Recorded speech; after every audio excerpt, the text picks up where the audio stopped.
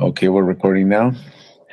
Okay, everybody, thank you so much for joining me. This is Hugo Melara, and I've been joined by my good friend George Paredes. And in this video, we're going to talk about foreclosures. Why foreclosures? Because it's a big topic. The economy is going through some crazy times. People have fallen through hard times, and some people are having a hard time paying for their house payments, their property payments. I have here George who will explain basically the whole foreclosure thing, because even I don't know much about it, and basically he's going to explain what it is, what happens, why do people fall into this situation, what are ways to get out of it and stuff like that, and basically anything else that he has to say and that he's knowledgeable of. So George, please introduce yourself, and I give this is your show now, so tell us what you think. Well, thank you for the introduction, Hugo. And been doing real estate investing for about 2 years, Hugo. In so many avenues to reach, but one of my passions is pre-foreclosures. One for being part of two of them. One losing my property, and the other one being able to get out of it here recently, because trying this real estate investing journey, it gets kind of hard to where you're running your own business. If you have no business background like I did, you're thinking you just got to throw money into it. And no, unfortunately, it doesn't happen that way. And because of that, I was facing foreclosure because I was trying to put money into it, and I wasn't getting the results back. But first, I don't want to get too religious, but thanks to God, and I'm learning to put my faith in His hands, but also doing the work and learning from my mistakes. Now I'm realizing that is one of my passions, of concentrating on pre-foreclosures as one of my niches. I want to say thank you for sharing that. Not many people would come here and say, "Hey, I went through foreclosure," and I'm not going to ask you to go into it if you don't want to, but if you want to, you can tell us, right? But no, thank you for being open. A lot of people just want to say the wins, and they don't want to say the losses. But there's always a lesson to learn from the losses. Very true, my man.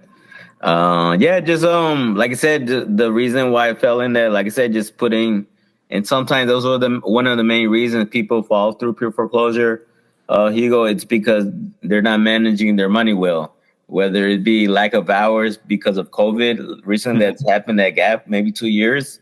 Certain people were losing hours in their work, so they had to sacrifice certain things and have to give up on certain luxuries sometimes.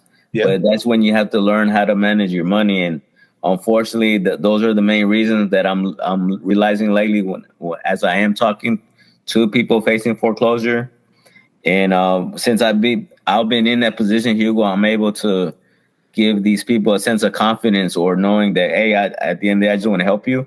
I've been part of it, but then again, it's not about me; it's about you. But I want to give you a sense of calmness, or I don't want to buy your house. I just want to figure out if you're taking the right steps to possibly save your house, if that is your goal, or if you want to sell it, I'm here for you too. But obviously, the first step is to make sure you save your home, and if you want to stay in it.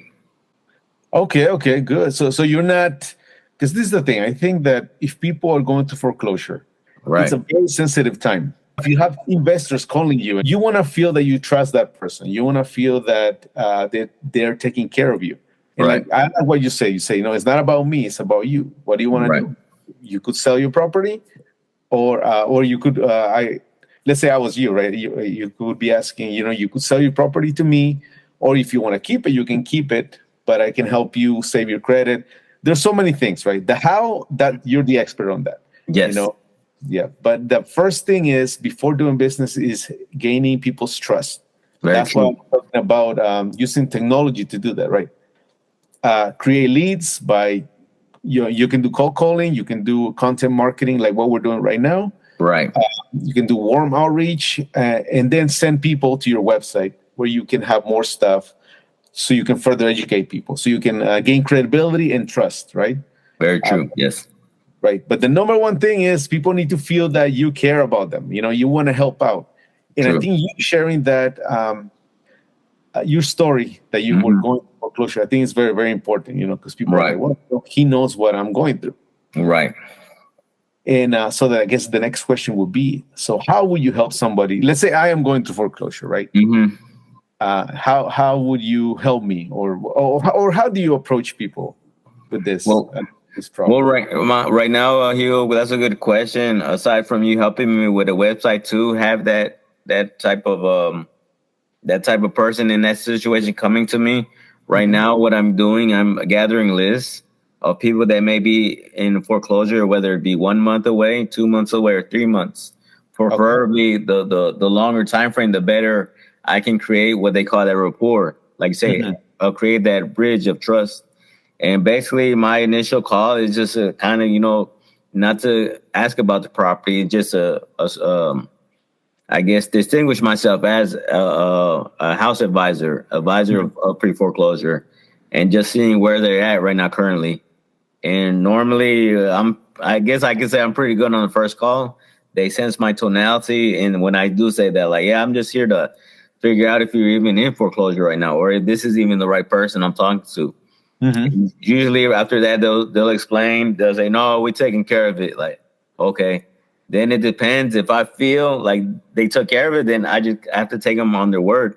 And so Hmm. then they get recycled to where if they pop up next month, that means they lied to me. But at least I'll remember that. And what I do, I write pretty good notes, Hugo, where they took care of it. But sometimes I guess it is up to me to ask, how did you take care of it? And Right. then what do you care? And then that's when I explain, have you done a loan modification?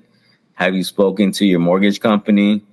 Or how did you take care of it? And sometimes they are upfront with that information, and sometimes, hey, I took care of it. So it's at the end of the day, I take them for the word. So when people talk to you, they can feel that you care, and I can feel it. I mean, that's why I'm talking to you. Oh, So thank you, you're a man. good guy. You're a good guy. I like that. And but despite sounding like a good guy, people still need a little more warming up. That's why we use True. technology. We use the CRMs. We use the websites. And one thing I forgot to say actually is that I'm in Hercules, California, in the San Francisco Bay Area. Where are you right now, George? I'm currently in Houston, Texas.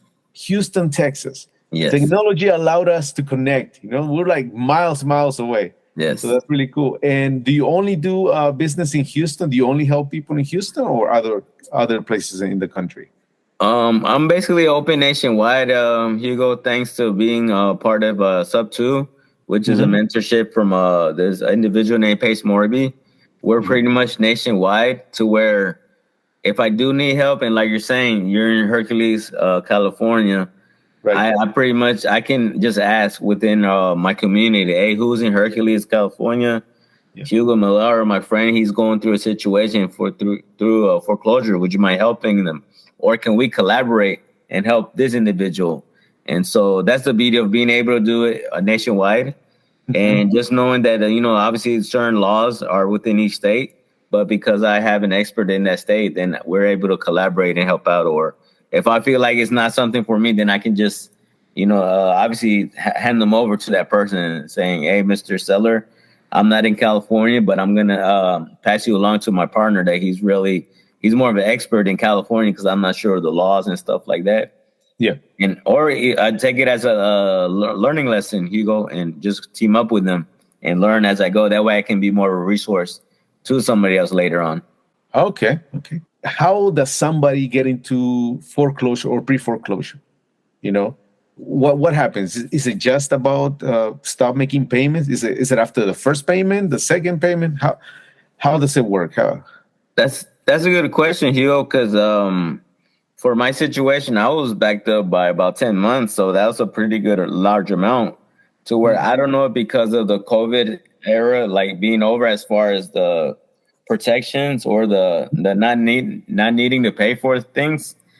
But now I'm noticing when I talk to somebody that may be facing foreclosure, it's 3 months, it's 4 months. Cause I believe after the third month, you start getting that naughty letter in the mail, like, "Hey, what's going on?"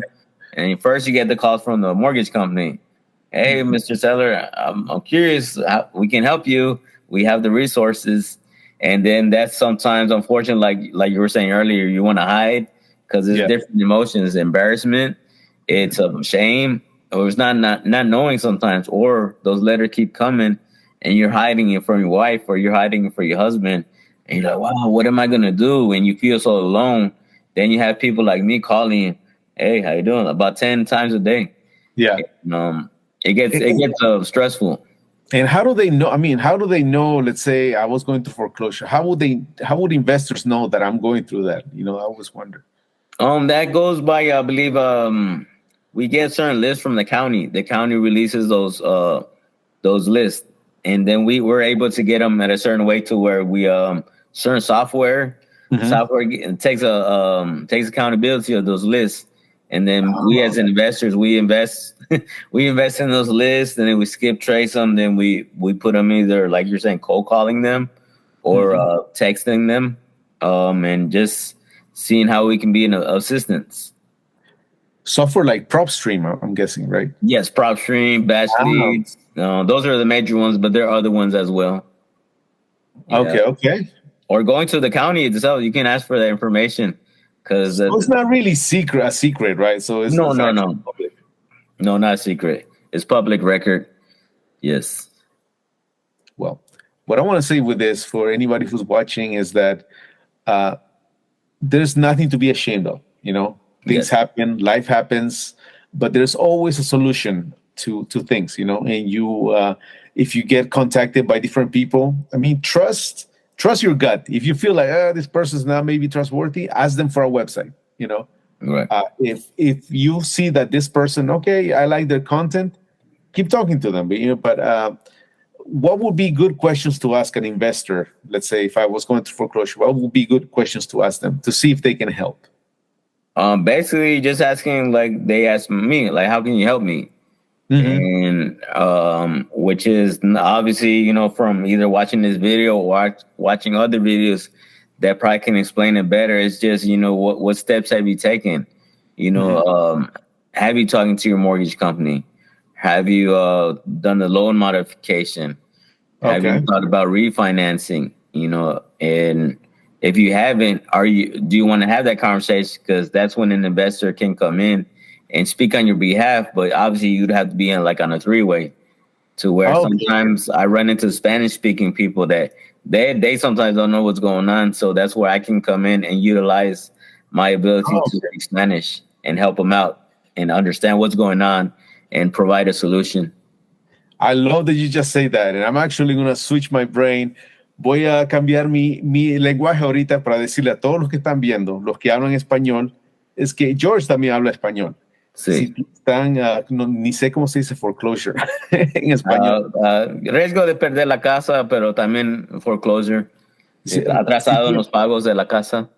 Si está atrasado en los pagos de la casa y no sabe cómo salir de esta situación, necesita una ayuda, contacten a George. Voy a poner su información en la descripción abajo, su website, porque no se sientan con pena. Quiero que sepan que hay latinos que están ahí para ayudarles. So, switching back to English, what I just said in Spanish, right? I mean, if you're bilingual, you know what I just said, right? But basically, there's different options that you different things that you can do. Like, have you talked to your mortgage company? Have you done? I think you mentioned a loan modification. Have you done other things? These things I didn't even know. This is all new to me. Yeah. But that's the beauty of actually going through it, Hugo. And I don't want to take too long, but loan modification, that's where they analyze your finances, your work, how much are you earning. And so I was eliminated for that because I've jumped into the entrepreneurship. I've been 2 years with no work. So there's no purpose of looking back into my finances because I haven't been making no money because everything I've been getting is from here. So that eliminated that. Refinancing it's a possibility, but refinancing, I don't know if you're familiar, Hugo, but that's like if you're buying a house all over again because you have to come up with that down payment. And I'm in a position where I can't pay for my house, so obviously I can't come up with that money. So that's eliminated. And there's other options like bankruptcy, which is not very looked upon, but it's a possibility where if you think you can run into that money, then it's about extending that time frame where you have 2 to 3 months where the calls stop coming in and you're able to either collect that money or coordinate with somebody to get that figured out for you. And what else? I think that there are other ones too, but like I said, the beauty of it is talking down the line of what have you done so far. And obviously, bankruptcy is not the one I'd want you to do. That's pretty close to wanting to buy your house, or buying it in the different ways that I can buy it. Right. So you can help people and also save their credit. So basically, going through bankruptcy, we don't want to go on that route, right? No. You help them with other things. They can either sell the house to you, but what if I want to keep my house? What sort of things could I do to keep it and not go through the foreclosure thing? Well, the first couple ones, like say loan modification and having that conversation with the mortgage company to see if you can restructure the payments or push what you owe towards the back of your existing mortgage, or like saying if you have a family member that may have that amount of money to get you back on your feet, and obviously that's a blessing. Because normally a family won't charge you interest rates. But that is another option we have, Hugo, if the amount is not too large. Perfect example, earlier this morning, I spoke to the Spanish lady. Unfortunately, she owed $19,000. Oh, man. To where I'm like, eesh, I don't know. I don't want to put that pressure on yourself because you're already owing so much. And then I'm going to want to, lend you so much money. And I'm going to want it back in 2 years. And I don't know what type of job or what you're doing right now to earn an income. So at that point, Hugo, that would be to where it's making a brash judgment to where we could probably come up with that money, but we'd have to buy this property, which is another way. Either we can buy the property cash, and that's evaluating the property next to the ones that are currently selling, plus or minus if we have to put money into it. And then what you owe, what you are behind on payments with. And, okay. So hold on. What I heard was you also help people by lending money as well? Yes. Oh, okay. So not just buying and not just the real estate, but also I assume you're in contact with people who lend money, mortgages, all that stuff. Right. In real estate, we have these people called private money lenders. Where they're just normal 9-to-5 people, or they just maybe retired and have their money just in the bank, like savings. But they're interested in making, real estate investments, to where obviously if we were to come up with that amount of money, obviously we'd have to come to some kind of structured payment plan to where, yes, we're lending you this money to get you out of foreclosure, but we would be expecting this money back plus something. But that would be a case-by-case scenario. So you're like a real estate doctor, basically. Yes, you have all these different medicines, these different treatments based on a person's situation, right? Yes, correct. And and then like another way, Hugo, would be another, other than giving you a cash offer for the property, it'd be possibly buying the property subject to the existing mortgage, to where say you owe $80,000. And you're behind $20,000, well, and maybe the property costs, I don't know, that might be too complicated, but $200,000.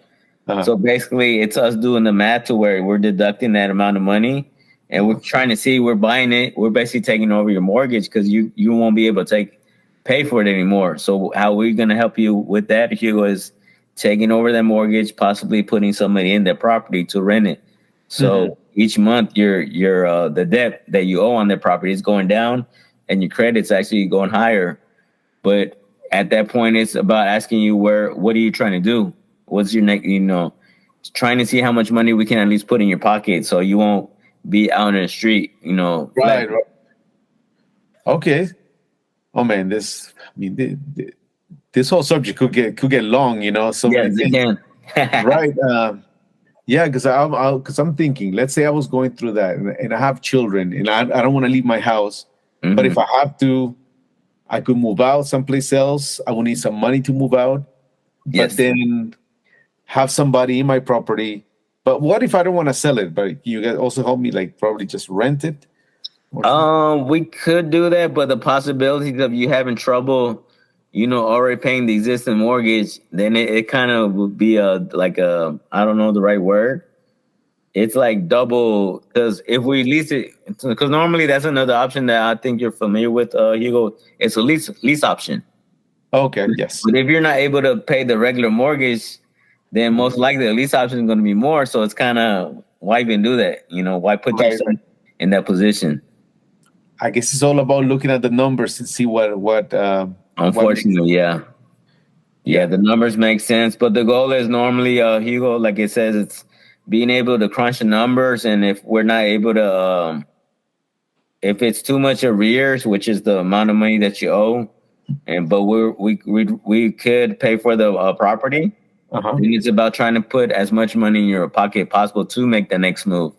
But that's why it's a lengthy process and finding out, okay, Hugo, if we were to buy this property from you, what is your next move? Like, do you have Right. family members where you may live, or because of being in such a great network, it's all about situating. If I give you this amount of money, maybe I can have this townhouse that another investor he may have possible, to where it's Okay. making the transition of smoother. Oh, that's I didn't even think about that. And you also have a network of people who have properties where people Right. who move. Wow, this is great. This is cool. So I guess the next question would be, since this is time sensitive, how long would it take, let's say, from the moment they talk to you to getting some money and getting somebody in the property so to catch up the payments? How long does it usually take? It can be as quick. I mean, I haven't done it personally, Hiko, but I've known to say the day of the auction, it can be Uh-huh. stopped right at that moment. Oh wow. So obviously, the more time, the better. But if push comes to shove, it's just about having the right people and the right paperwork to stop that auction, to extend it. So now you have time to do the normal closing of a house, which typically takes 30 to 45 days, but it Uh-huh. can be sooner. It just all depends on what's going on, and going back to case by case scenario. Okay, okay. Man, this is really, really cool. So if anybody wants to contact you and ask you about, maybe they're going through the situation, or they might go, or they know somebody who's going through this, Yes. how do they contact you? Well, how do they? Well, I remember when you were mentioning earlier the website stuff that you were talking about. You actually made my website, and we're gearing it to where if they can go to the website and they can fill out the information area, their Mhm. name, address, and phone number, and either I'll reach out to you or somebody from my team will reach Okay. out to you and be able to have that conversation of, how can we help you? What is your goal? Are you trying to stay in the property? Or unfortunately, you have to sell it, but what is the best scenario for you in order for you to make that transition? Okay, that's good. That's good. And the website, I'm actually going to put the link on the description below. But of course, it has a very nice name, which I really like. What is the name of your domain or your company? Oh, my company name is Optimistically, and my little catchphrase is George P at Optimistically Real Estate Solutions with a touch of glee. I like the optimistically because it sounds optimistic. Like, we're going through Right. that storm, but we're going to get out of it. We have to Yeah, be optimistic.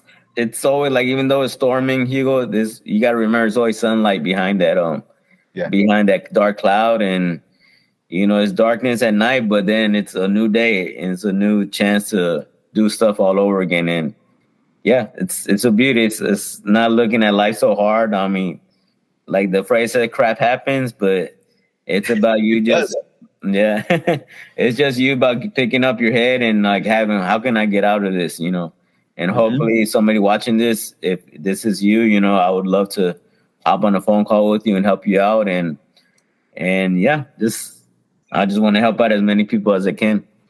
Yeah, and George is very humble. He hasn't told you about all the other deals that he has closed. That I know, and Right. I watched him. Close other Right. deals. I'm very passionate about helping good people like you who Oh, are in thank you. business. You know, and with business, the main problem is because I've seen you talk to sellers. I've seen you talk to people. You have this ease of talking. I had to learn it. Sometimes, but Right. you what we need in business is leads. Mm-hmm. People coming and talking to us. The more people you talk to, the more probabilities are that you're going to close a deal. You're going to help more people. Right. So when I met you, I know you were doing a lot of cold calling. Right. Which is still good. Cold calling, cold emailing, cold outreach is one way to get leads. Another one is warm outreach, which is people that you know. Right. The other one is content marketing, like what you're doing right now. And this Right. is, I'm very proud of you, man, because you are doing all these different things. You're using text blasting, you're using social media marketing, Right.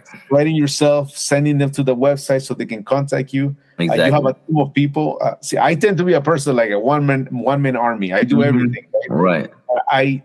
I need to learn from you. I need to Right. delegate some of this stuff to other people. So I'm Right. learning that as well. So Gotcha. anybody watching, okay, George can help you. He is very knowledgeable in everything.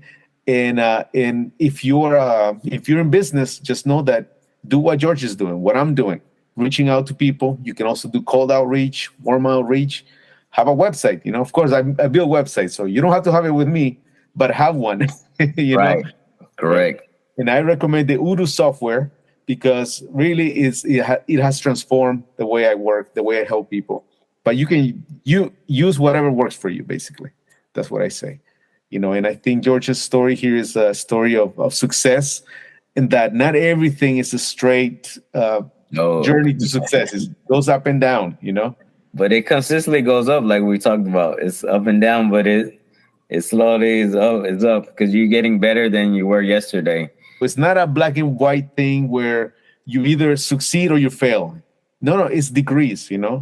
It's like if you're like at the bottom of the ocean and you're swimming up, you might not be out of the water, but you're getting closer to the Right. surface, little by little.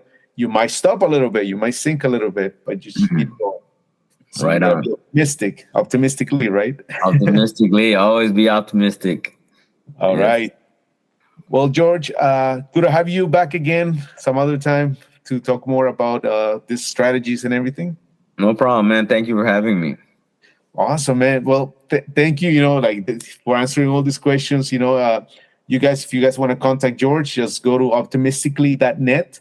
If you want to contact me, go to melaradigitalmedia.com.